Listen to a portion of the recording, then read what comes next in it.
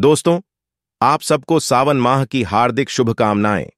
आज हम सावन के सोमवार व्रत की कथा का आपको श्रवण कराने वाले हैं। जो भी मनुष्य इस कथा को पूरा ध्यान से सुनता है, भगवान भोलेनाथ और माता पार्वती उसके समस्त दुख हर लेते हैं और उन्हें एक खुशहाल जीवन जीने का आशीर्वाद प्रदान करते हैं। हर हर महादेव। दोस्तों, हिंदू धर्म में सावन का महीना बहुत पवित्र माना जाता है। यह महीना भगवान भोलेनाथ का महीना होता है। इस महीने में नित्य कार्यों को करके जो भी मनुष्य अपने पूरे मन से भगवान भोलेनाथ की पूजा करता है, तो भगवान भोलेनाथ उसके सभी मनोरथ सिद्ध कर देते हैं और उसे मनचाहा आशीर्वाद प्रदान करते हैं।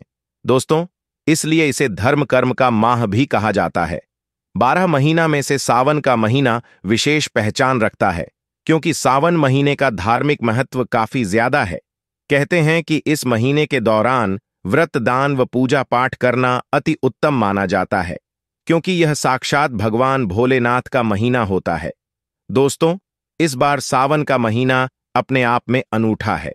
हमारे पुराणों और धर्म ग्रंथों को उठाकर देखें तो भोले बाबा की पूजा के लिए सावन के महीने की महिमा का अत्यधिक महत्व है, क्योंकि इस महीने में ही माता पार्वती जी ने भगवान शिव की घोर तपस्या की थी कि भगवान भोलेनाथ ही उन्हें पति के रूप में मिले, और भगवान भोलेनाथ जी माता पार्वती जी की घोर तपस्या से प्रसन्न हो गए और भगवान भोलेनाथ जी ने माता पार्वती को दर्शन दिए थे।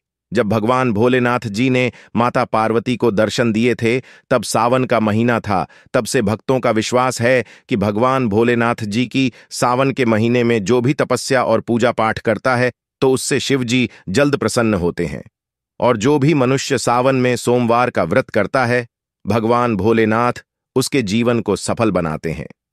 दोस्तों, अब मैं आप सभी को सावन माह की अद्भुत कथा का आप सभी को श्रवण करवाता हूं।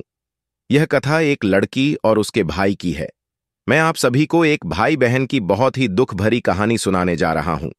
इस कहानी को सुनने मात्र से भोलेनाथ की कृपा आप पर और आपके परिवार पर हमेशा बनी रहेगी। अगर आपको यह कहानी पसंद आए तो सच्चे मन से कमेंट बॉक्स में ओम नमः शिवाय अवश्य लिखिए। चलिए कहानी का श्रवण करते हैं। एक समय की बात है, किसी गांव में एक ग्वाला अपने बीवी बच्चों के साथ रहता था। वह अपने छोटे से परिवार से बहुत खुश था। उस ग्वाले को भगवान की कृपा से एक बेटा और एक बेटी थी। वह ग्वाला था, तो इसकी वजह से उसके पास बहुत सारी गाय और बछड़े थे। वह ग्वाला गायों को चराने के लिए जंगल में जाता था और गायों का दूध, दही बेचकर ही अपने परिवार का पालन पोषण किया करता था। जितना भी वह ग्वाला कमाता था, उसकी पत्नी उतने में संतुष्ट रहती थी और अपने बच्चों का पालन पोषण कर रही थी। परंतु अचानक से एक दिन उनके ऊपर गाज गिरी और कारणवश एक दिन उस ग्वाले की पत्नी बहुत बीमार पड़ गई। वह बीमारी उस ग्वाले की पत्नी पर ऐसे हावी हुई कि अचानक ही उसकी पत्नी की मृत्यु हो गई।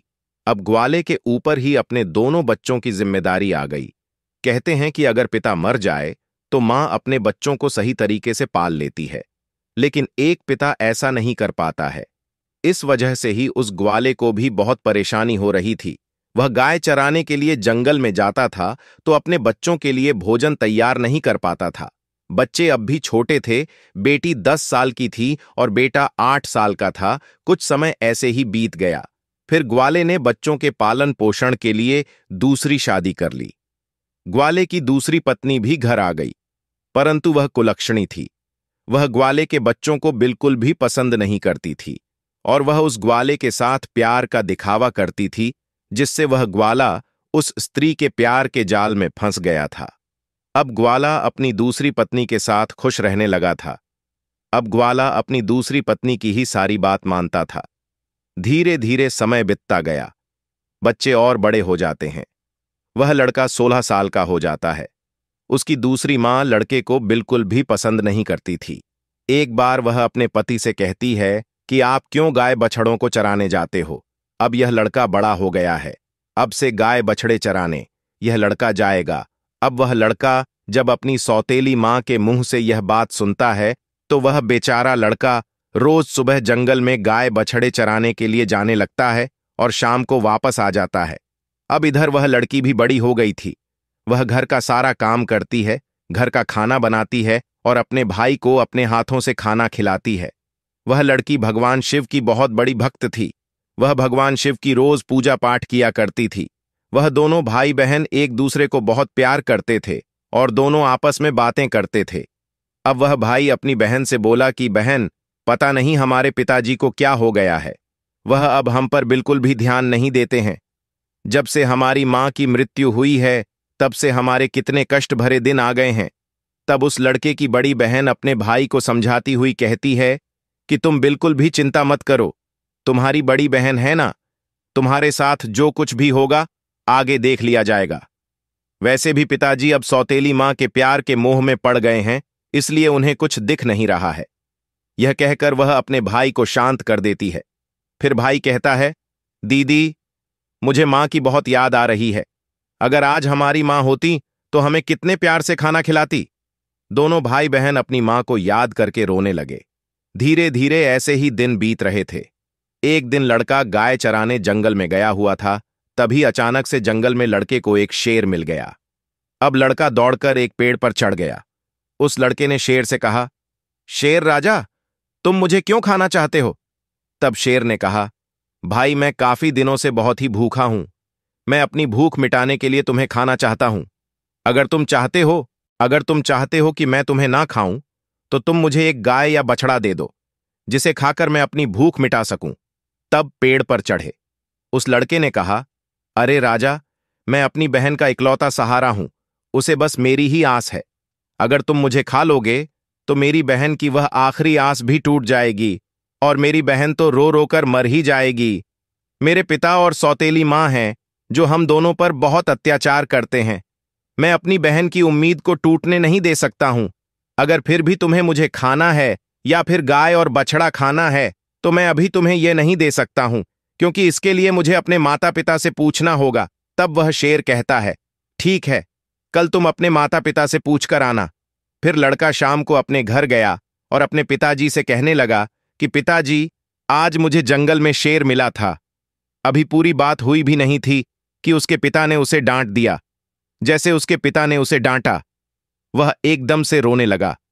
फिर वह रोते रोते अपने पिताजी से कहता है, पिताजी, मैं आपसे कुछ कहना चाहता हूं, आप मेरी बात तो सुन लीजिए।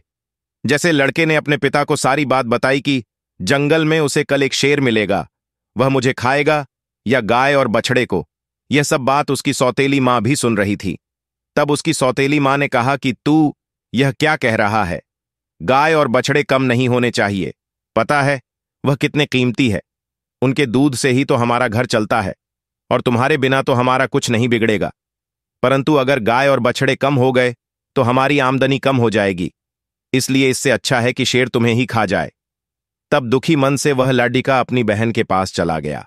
तब उसकी बहन ने उसे खाना खिलाया और पूछा कि क्या हुआ भाई, तुम इतने उदास क्यों हो?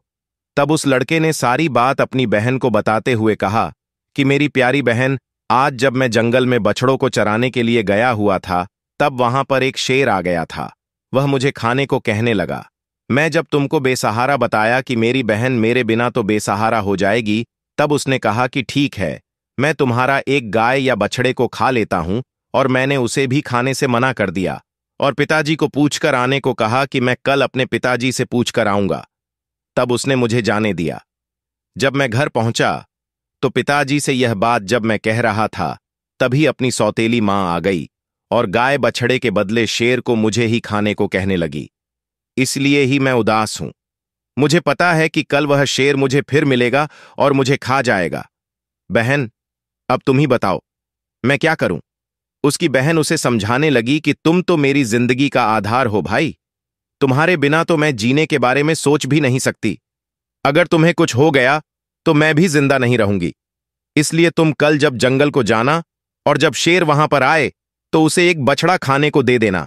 अगर गाय जिंदा रहेगी तो बछड़ा और आ जाएगा, परंतु तुम्हारे जैसा भाई मैं कहां से लाऊंगी?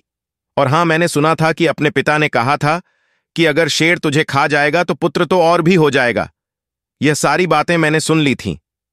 अब भाई ने कहा, ठीक है बहन। दूसरे दिन वह लड़का जंगल में गया तो शेर उसका इंतजार करता हुआ मिला। शेर ने कहा, कहो, तुम अपने माता पिता से आज्ञा लेकर आए हो या मैं तुम्हें खाऊं? तब लड़के ने सारी बात शेर को बताई और कहा, मेरी बहन ने कहा है कि तुम एक बछड़े को खा लो। फिर शेर एक बछड़े को लेकर अपनी गुफा की तरफ चला गया और लड़का खुशी खुशी अपनी गाय चराने लगा और शाम को अपने घर आ गया। उसके माता पिता गाय और बछड़ों की गिनती करने लगे तो एक बछड़ा कम था। वह समझ गए कि वह बछड़ा लड़का शेर को दे आया है।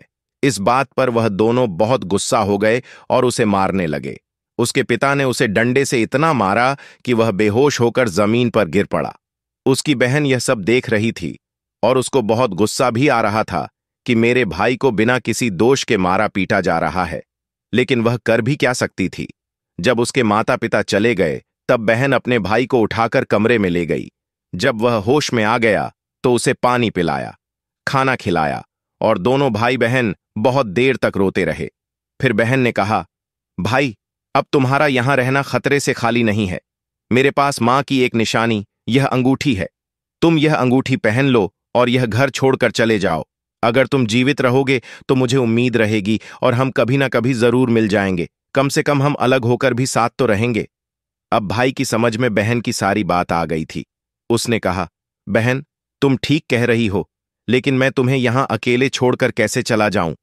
हमारी सौतेली मां तुम पर भी तो अत्याचार करती है, तुमसे सब काम करवाती है, मारपीट भी करती है।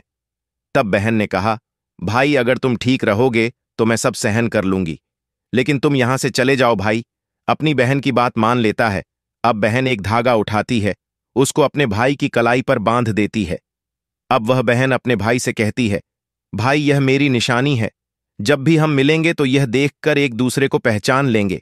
तुम यह धागा टूटने मत देना। अब भाई ने कहा, ठीक है। जब दोनों भाई बहन बातें कर रहे थे तो उनकी सौतेली मां उनकी सब बातें सुन रही थीं। तब वह मन में सोचने लगी, अच्छा, यह बात है, अब मैं तुम्हें मजा छखाकर ही रहूंगी। जब वह लड़का और लड़की सो गए तो सौतेली मां ने अपने पति से कहा कि मुझे तो इस लड़के का मांस खाना है। पति ने कहा, ठीक है, अगर तुम्हारी ज्यादा इच्छा हो रही है तो मैं अभी इसका मांस लेकर आता हूं। उसका बाप स्त्री के मोह में था, इसी वजह से वह निर्दय, इतना कठोर हृदय का हो गया कि उसने अपने बेटे को उठाया और बाहर ले गया। उसके बाद कुल्हाड़ी से उसके छोटे छोटे टुकड़े कर दिए। फिर टुकड़े लेकर अपनी पत्नी के पास आया और बोला, यह लो, खा लो। तब उसकी पत्नी ने उन टुकड़ों की सब्जी बनाई और चावल बनाया। फिर उसने एक थाली अपने लिए और एक पति के लिए लगाई। तभी उसके मन में विचार आया कि अरे, उसकी बहन को कैसे भूल सकती हूं। आखिर भाई बहन का बहुत गहरा प्यार था ना। अब इस प्यार में इसे इसके भाई का मांस तो जरूर खिलाना चाहिए। सौतेली मां ने बहन को बुलाया और एक थाली उसके लिए भी लगाई और कहा, खाओ। तब बहन सोचने लगी कि इतने प्यार से तो मां ने कभी मुझे खाना नहीं दिया, जरूर कोई बात है। जब वह खाना खाने लगी तो बहन ने देखा कि थाली में वही उंगली आ गई है जिसमें वह अंगूठी थी, जो उसकी मां की निशानी थी, जिसे उसने अपने भाई को दिया था। बहन तुरंत समझ गई, क्योंकि वह सुबह से अपने भाई को खोज रही थी, लेकिन उसे उसका भाई कहीं दिखाई नहीं दिया। अब उसका शक यकीन में बदल गया। अब वह रोती जा रही थी। वह तुरंत ही वहां से उठी और भागकर अपने कमरे में चली गई। तभी उसे बड़े बुजुर्गों की बात याद आई कि किसी इंसान की मुक्ति तब तक नहीं होती जब तक कि उसकी अस्थियां नदी में विसर्जित नहीं होती। उसने सोचा, मेरे भाई की भी तो मुक्ति कभी नहीं होगी, यह लोग तो उसे मार कर खा गए। तभी उसने वह उंगली उठाई और चलते चलते वह नदी के किनारे पहुंच गई। वह बहन उंगली को अपने हाथों में लेकर जोर जोर से रोने लगी और भगवान शिव को याद कर रही थी। हे भगवान, आपके होते हुए ऐसा कैसे हो सकता है? मेरा भाई मुझसे कैसे दूर हो सकता है? मेरे साथ ऐसा नहीं होना चाहिए था, क्योंकि वह लड़की बहुत धार्मिक थी। वह रोज भगवान शिव की पूजा किया करती थी, सोमवार का व्रत रखती थी और हमेशा भगवान से यही प्रार्थना करती थी कि हे भगवान, मेरे भाई की रक्षा करना। उस दिन भी वह रोते रोते कह रही थी कि हे भोलेनाथ, मेरा इस संसार में कोई नहीं है। एक भाई था, उसे भी तुमने ले लिया। मां को तो पहले ही छीन लिया था। अब मैं किसके लिए जीवित रहूंगी? मैं अब अकेले कैसे रहूंगी? अब मैं भी इस नदी में कूदकर अपनी जान दे दूंगी। फिर उसने वह उंगली नदी में डाली और भगवान भोलेनाथ से प्रार्थना करने लगी कि हे भोलेनाथ, मेरे भाई को मुक्ति देना। वह जहां कहीं भी है उसकी आत्मा को शांति मिले। जैसे ही वह नदी में कूदने वाली होती है तो उसने देखा कि जो उंगली उसने नदी में डाली है वह तोता बनकर उड़ गया और नदी के पास एक पेड़ था, वह उस पर जाकर बैठ गया। फिर तोते ने कहा, बहन, तू क्यों दुखी होती है? मैं तेरा भाई हूं। बहन, तुमने यह बहुत अच्छा किया जो तुमने यह उंगली नदी में डाल दी। इससे मेरी मुक्ति हो गई और मुझे तोते का जन्म मिल गया। बहन, तुम चिंता मत करो, मैं तोता बनाकर भी तुम्हारी हर तरह से मदद करूंगा। हम दोनों आपस में बहुत सारी बातें किया करेंगे। यह देखकर बहन बहुत खुश हुई कि चलो मेरा भाई मेरे साथ तो है, किसी भी रूप में सही। फिर बहन घर वापस आ गई। सौतेली मां उससे सारा काम करवाती और बहुत खुश होती। वह मन ही मन सोचती कि चलो अब इसका कोई भाई नहीं है। इसके भाई से तो पीछा छूटा, लेकिन वह लड़की जल्दी से अपना काम पूरा करती और बगीचे में जाती। वहां उसका भाई उसका इंतजार करता रहता था। दोनों भाई बहन खूब बातें करते। वह अपनी बहन को अच्छे अच्छे फल खिलाया करता था। सावन का महीना चल रहा था। लड़की सावन के महीने में पूजा पाठ करती थी। सावन सोमवार का व्रत रखती थी और पूजा पाठ करने के बहाने ही वह बगीचे में जाती थी। भाई ने बहन से कहा, बहन, तुम चिंता मत करना। यदि मां पिताजी तुम्हें यहां ना आने दें तो मैं घर के बाहर किसी डाल पर तुम्हें बैठा दिखाई दूंगा। बहन बहुत खुश रहने लगी। एक दिन उस बहन ने अपने भाई से कहा, भैया, बहुत ही जल्द रक्षाबंधन का त्योहार आने वाला है, तो आपको राखी भी बांध दूंगी। अब उस भाई ने सोचा, मुझे अपनी बहन के लिए कुछ ना कुछ तो करना ही चाहिए। एक तो यह मेरे निर्दय माता पिता के साथ रहती है, जो उन्होंने मेरे साथ किया, कहीं मेरी बहन के साथ ना कर दे। भाई ने मन में विचार किया कि मुझे उनसे बदला लेना होगा।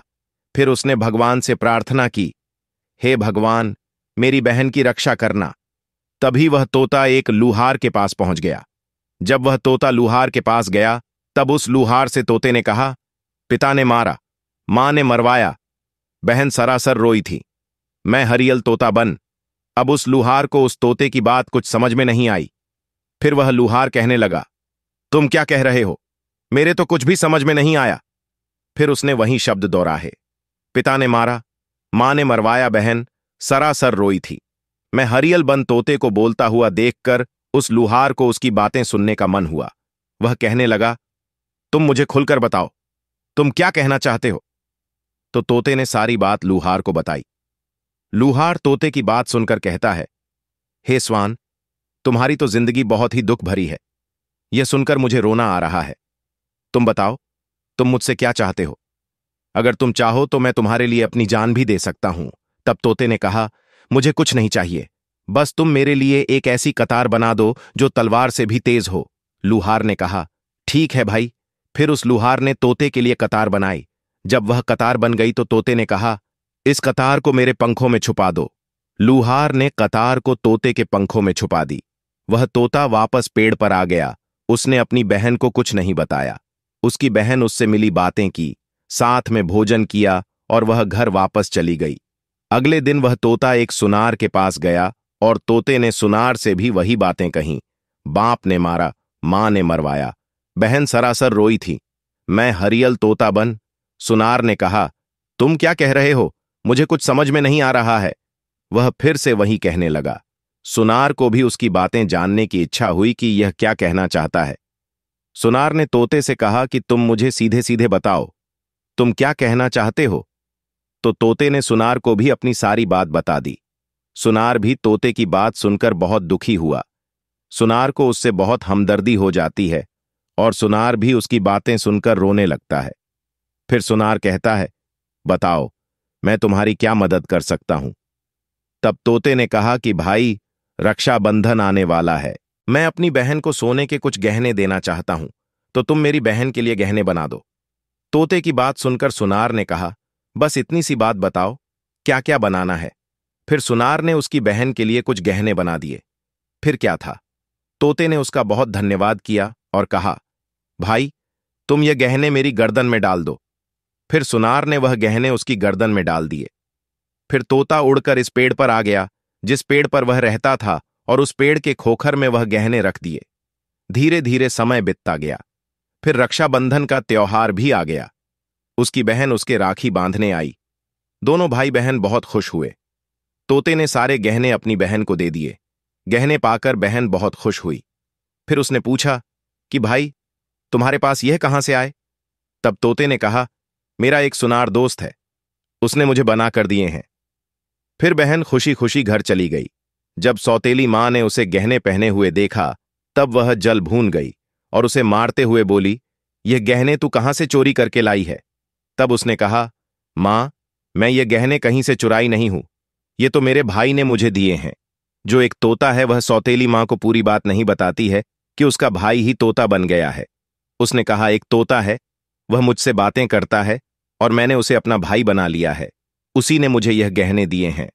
तब सौतेली मां सोचने लगती है कि ऐसा कौन सा तोता है जो इसका भाई बन गया है। जैसे तैसे तो एक भाई से मैं पीछा छुड़ाया है, अब यह दूसरा भाई कहां से आ गया? फिर दूसरे दिन उसकी मां उस तोते को ढूंढने जंगल में जाती है। तभी उसे वही तोता दिखाई पड़ता है। वह तोते को पकड़ने की कोशिश करती है, लेकिन तोता उसके हाथ में नहीं आता है। जब वह सौतेली मां थक हार कर वहां बैठ जाती है, तब कुछ देर बाद फिर तोते को पकड़ने की कोशिश करने लगती है, लेकिन तोता उसकी पकड़ में नहीं आता है। वह सोचती है कि कैसे भी करके मैं इसे पकड़ लूं और मार दूं, इसे ज्यादा भाई बनने का शौक है। वह सुबह से शाम तक तोते को पकड़ने की कोशिश करती रही, लेकिन वह उस तोते को नहीं पकड़ पाती है। फिर वह थक हार का घर आती है तो उसका सारा गुस्सा उस लड़की पर निकलता है। वह उसके सारे गहने भी छीन लेती है। अगले दिन वह बहन अपने भाई उस तोते से मिलने जाती है, तो तोता कहता है, बहन, जो गहने मैं तुम्हें दिए थे वह कहाँ है? तब बहन कहती है, भैया, वह गहने तो मां ने छीन लिए हैं और मुझे बहुत मारा पीटा भी। अपनी बहन की यह बात सुनकर उस तोते को बहुत गुस्सा आता है और वह कहता है, बस अब इनके पाप का घड़ा भर चुका है, अब इनको सजा मिलनी ही चाहिए। फिर वह तोता उस घर के बाहर एक पेड़ की डाल पर बैठ जाता है और इंतजार करता है कि उसके माता पिता कब बाहर निकले। वह लड़की बाहर कुछ काम कर रही थी, तो उसकी मां किसी बात पर उसे डांट रही थी और उसे मार भी रही थी। तभी उसका पिता भी बाहर आ जाता है और लड़की को मारने लगता है। यह सब वह तोता पेड़ पर बैठकर देख रहा था। उससे यह सब देखा नहीं गया और वह अपनी सौतेली मां और बाप पर झपट पड़ा। उसके पंखों में जो कतार थी, उसने उस कतार को दोनों की आंखों में घुसा दी। अब वह दोनों अंधे हो गए और तड़पने लगे। फिर उसने अपनी चोंच से कतार उठा ली और उन पर वार कर दिया। फिर दोनों जमीन पर गिर पड़े। अब उस तोते ने कहा, तुम दोनों ने बहुत पाप किया है, मैं तुम दोनों को नहीं छोड़ सकता। तब वह दोनों कहते हैं कि तुम्हारी हमसे कौन सी दुश्मनी है, हमने तुम्हारा क्या बिगाड़ा है? तब तोते ने कहा, तुमने तो मुझे मार कर खा लिया और पूछ रही हो कि तुम्हारी हमसे कौन सी दुश्मनी है। फिर वह दोनों तड़प तड़प कर मर जाते हैं। तब तोता अपनी बहन से कहता है कि चलो बहन, अब हम यहां नहीं रहेंगे। अगर यहां रहेंगे तो हमें अपने दुख याद आएंगे, हम उनको कभी भूल नहीं पाएंगे और दुखी रहेंगे। तो उसकी बहन कहती है, हां भैया, अब हम यहां नहीं रहेंगे, अब हम किसी ऐसी जगह रहेंगे जहां कोई हम दोनों को अलग ना कर सके। फिर वह वहां से चले जाते हैं। चलते चलते एक मंदिर में पहुंच जाते हैं जो शिव जी का होता है। तोता कहता है, बहन, इससे अच्छी जगह हमें कोई और नहीं मिल सकती। अब दोनों भाई बहन उस मंदिर में रहने लगते हैं। बहन तो पहले से ही शिव जी का पूजा पाठ करती थी, सोमवार का व्रत रखती थी। अब तोता भी पूजा पाठ करता है।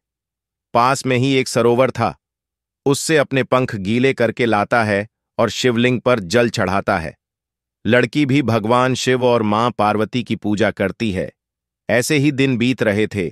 उसकी सच्ची भक्ति को देख एक दिन मां पार्वती ने भगवान शिव से कहा, हे स्वामी, देखिए कितने दुखिया बहन भाई हैं, इनको देखकर मुझे रोना आ रहा है।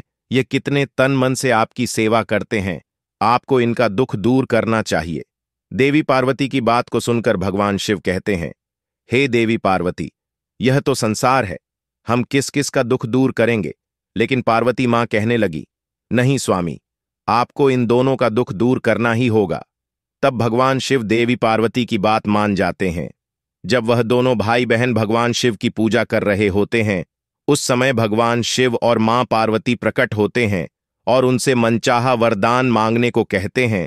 तो लड़की ने कहा, हे भगवान, मुझे कुछ नहीं चाहिए, मैं तो बस इतना चाहती हूं कि मेरा भाई पहले वाले रूप में आ जाए और हम भाई बहन को कोई अलग ना कर सके। उसकी यह बात सुनकर भगवान शिव और मां पार्वती बहुत खुश होते हैं और उन्हें वरदान देते हैं कि उसका भाई पहले जैसा हो जाए। इतना कहकर वह अंतर्ध्यान हो जाते हैं। फिर भगवान शिव और देवी पार्वती की कृपा से वह लड़का पहले जैसा हो जाता है और अब दोनों भाई बहन बहुत खुश हो जाते हैं और भाई बहन खुश होकर भगवान शिव की पूजा करने लगते हैं और बड़े प्यार से मंदिर में रहने लगते हैं। दोस्तों, हिंदू शास्त्रों में बताया गया है कि जो स्त्री या पुरुष सोमवार का विधिवत व्रत करते हैं और व्रत कथा सुनते हैं, उनकी सभी इच्छाएं पूरी होती हैं। दोस्तों, तो कमेंट में हर हर महादेव और जय मां पार्वती अवश्य लिखें।